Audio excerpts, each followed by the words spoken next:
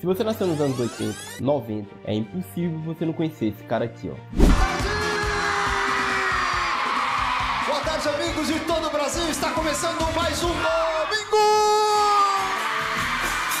E esse cara foi o maior apresentador da história da televisão brasileira, depois de Silvio Santos. Mas, e se eu te dissesse que por trás daquele sorriso cativante e quadros que marcaram gerações, existia uma carreira cheia de silêncios e incômodos? Prepare-se para conhecer o Gugu que você nunca viu, ou que preferiu esquecer. E para entender as polêmicas do Gugu, precisamos voltar para o início.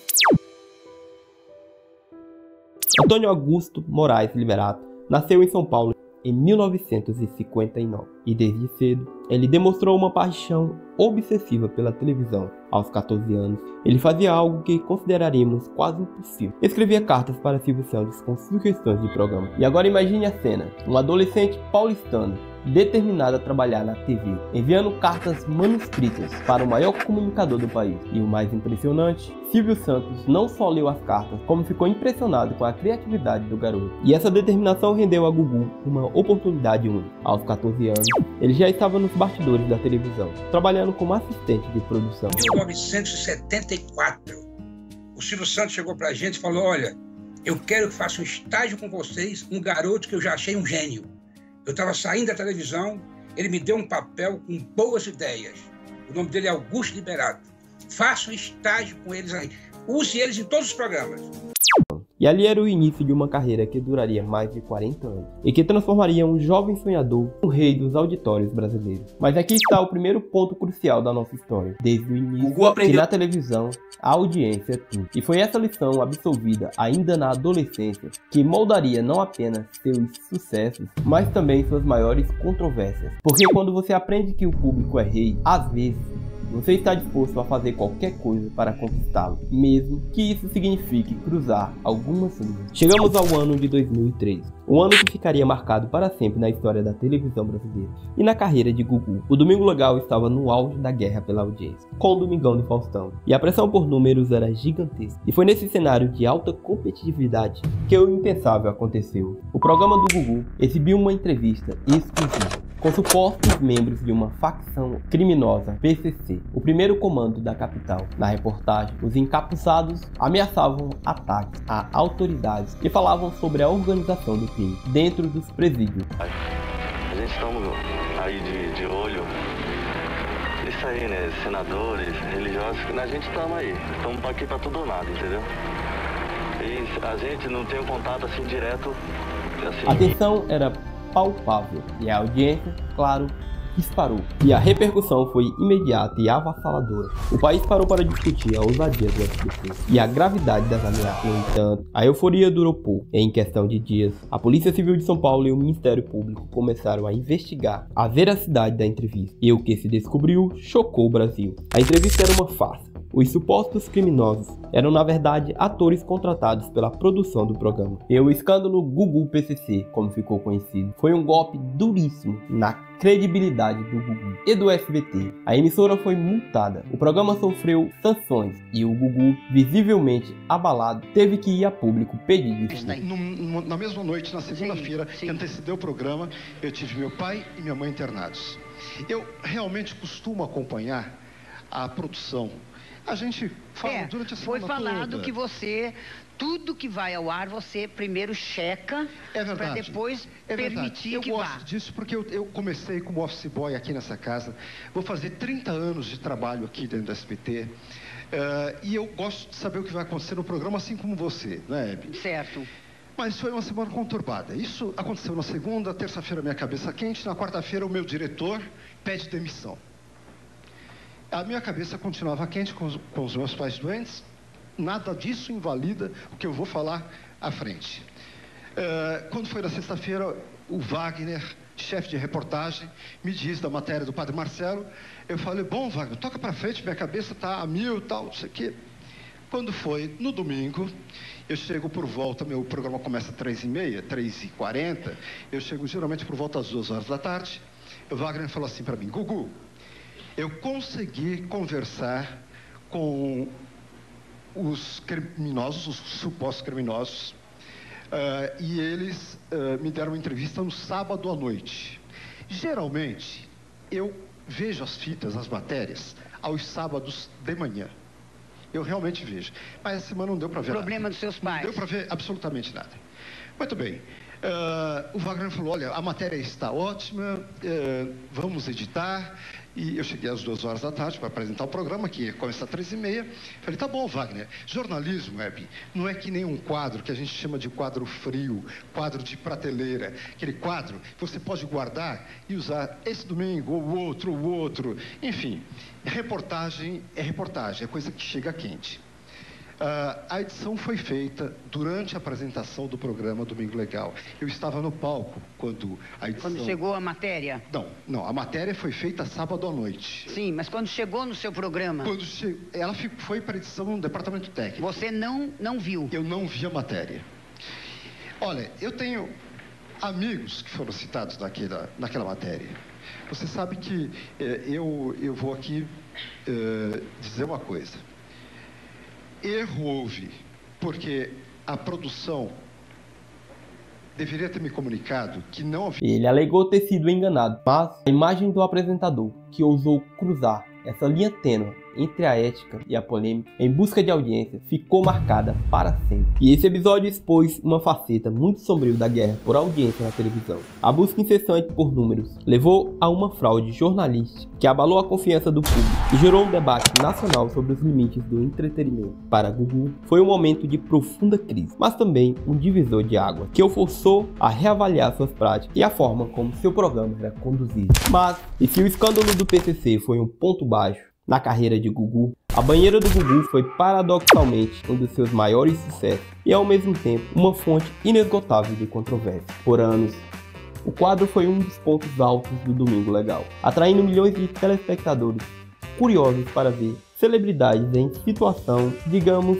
inusitada. E para quem não se lembra, ou para os mais jovens que não viram, a banheira do Gugu era simples. Uma banheira cheia de água e sabão, algumas celebridades, geralmente mulheres, e um assistente de palco, o famoso jacaré. E o objetivo era pegar o sabonete escorregadio, enquanto o jacaré atrapalhava as participantes. O resultado, muita espuma, risada e, claro, um apelo visual que gerava discussões. O quadro foi alvo de inúmeras críticas por sua conotação sexual e por ser considerado apelativo, especialmente em um programa exibido em horário familiar. Muitos argumentavam que a banheira explorava o corpo feminino e promovia uma imagem vulgar do entretenimento. No entanto, a audiência respondia de forma massiva. A banheira se tornou um fenômeno cultural, um ícone da televisão popular brasileira, que apesar das críticas, se manteve no ar por um longo tempo. E aqui reside a complexidade da figura de Gugu. Ele era capaz de transitar entre o entretenimento familiar e o controverso, sempre de olho na audiência. E a banheira era um exemplo perfeito de como Gugu entendia o que o público queria ver, e mesmo que isso significasse fletar com os limites do aceitável. A polêmica nesse caso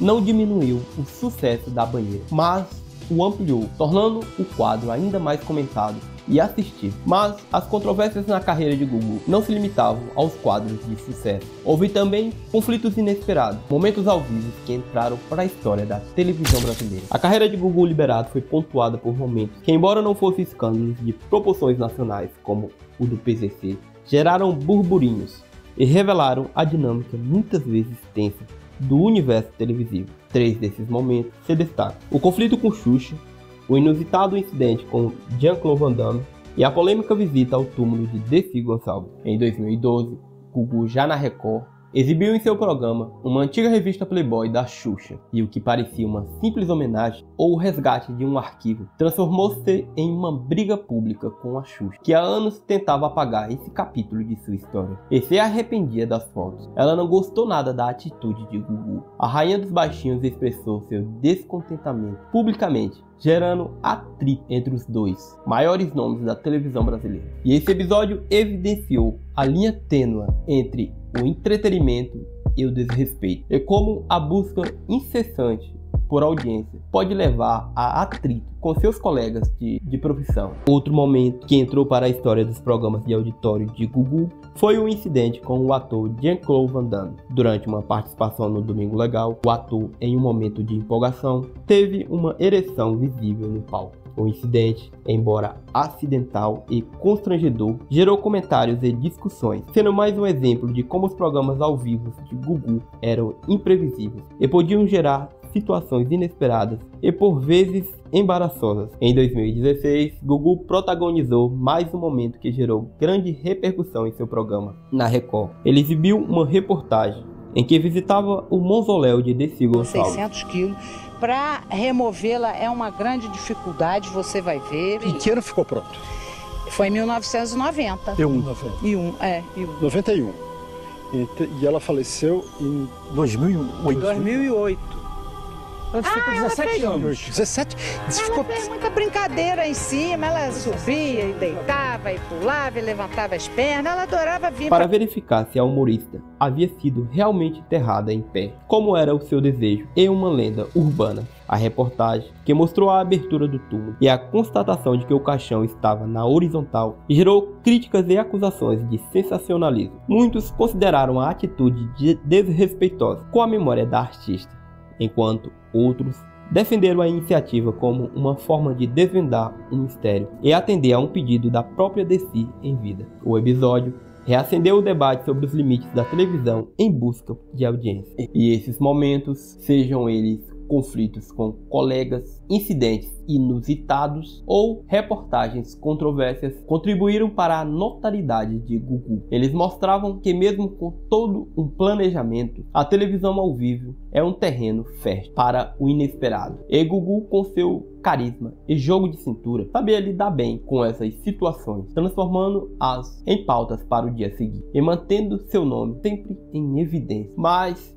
se essas polêmicas aconteceram em vida, a morte de Gugu trouxe à tona uma série de controvérsias que ele, em vida, sempre buscou manter em sigilo absoluto. A morte trágica de Gugu Liberato, em novembro de 2019, em um acidente doméstico nos Estados Unidos, chocou o Brasil. No entanto, o luto logo deu lugar a uma série de polêmicas que expuseram a vida privada do apresentador de uma forma que ele, em vida, sempre buscou evitar. A principal delas, a disputa por sua herança. O testamento de Gugu, que não reconhecia sua união estável com Rose Miriam, a mãe de seus 3 filhos, foi o estopim para uma batalha judicial que se arrasta até hoje. Rose Miriam, que alegava ter vivido uma união estável com Gugu por muitos anos, buscou na justiça o reconhecimento de seus direitos. E essa disputa trouxe à tona detalhes íntimos da relação do casal e da forma como Gugu administrava sua vida pessoal e financeira. Mas